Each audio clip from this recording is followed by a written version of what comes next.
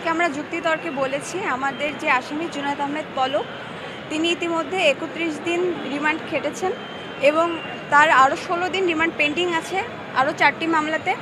সেটা হচ্ছে মঞ্জুরকৃত রিমান্ড।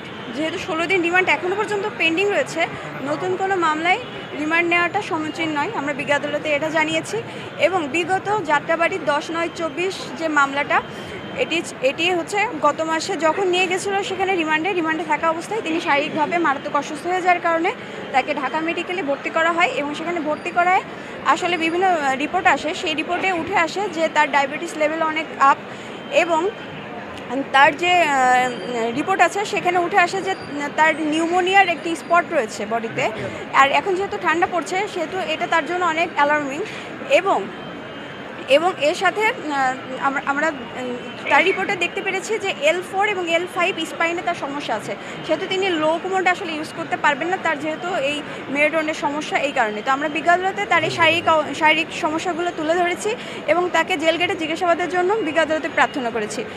এবং যে আয়ু ছিল তিনি 7 দিনের রিমান্ড চেয়েছিলেন, পরবর্তী আদালত 3 দিনের রিমান্ড মঞ্জুর করেন।